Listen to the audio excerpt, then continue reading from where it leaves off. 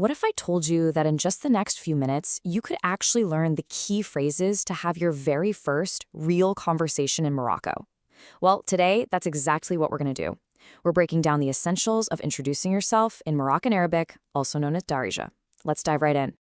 Seriously, just imagine this. You're walking through a bustling Medina in Marrakesh, and you can actually connect with someone in their own language. Even just a few simple phrases can totally transform your experience. So let's build that conversation together, right now, step by step. Every great conversation starts with a greeting, right? It's all about making that warm, confident first impression. So that's where we're going to start. And trust me, it is so much simpler than you think. Okay, so first things first. How do you say hello? Let's kick things off with the single most common greeting you are going to hear all across Morocco. Okay, listen closely. Salam alaikum. Give it a try.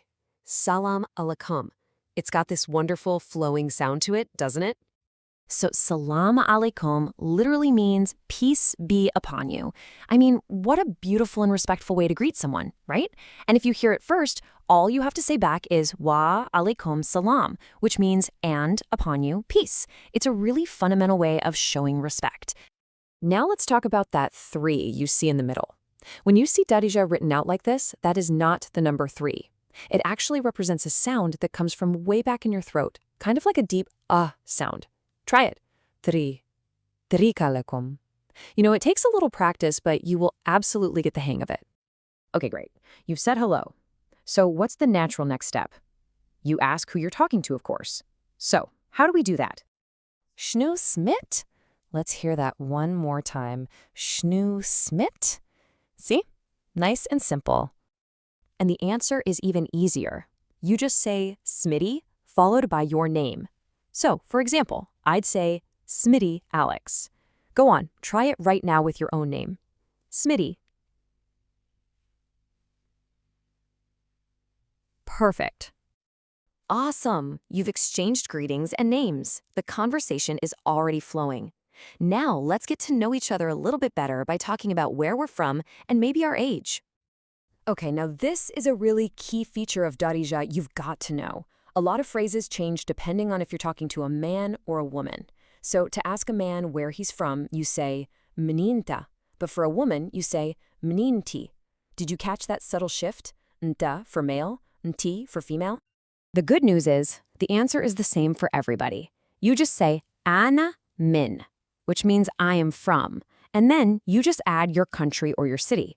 So for example, ana min Canada. See? Super straightforward. All right, next up in our little Get to Know You toolkit is asking about age. It's a pretty common question in a friendly chat. The question is, shhal fi umrik? And hey, look, our friend the 3 sound is back again. Fi umrik. Let's say it together. Shhal fi umrik. So to answer, here's the formula. You say thalatha andi, then your age, and then you finish with thalatha am. So if you're 25, you would say thalatha andi 25 thalatha am. And you're leading again with that throaty 3 sound. You are doing fantastic. We've covered names, where you're from, and age. Now let's add just one more layer to our introduction by talking about what we do. So remember that gendered pattern we just talked about? Well, here it is again when you talk about your job. If you're a male and you work, you say ana khaddam. For a female, you just add an a to the end. Ana khaddama. It's the same exact thing for students. Ana talib for a guy and ana taliba for a girl. That little a at the end for the feminine form is a super useful pattern to lock in. And guess what? The exact same logic applies to marital status. For a married man, it's ana muzawij. And for a married woman, you guessed it, just add that a to make it ana muzawja. Now, if you're single, it's actually the same for everyone. Ana ma mizwaj.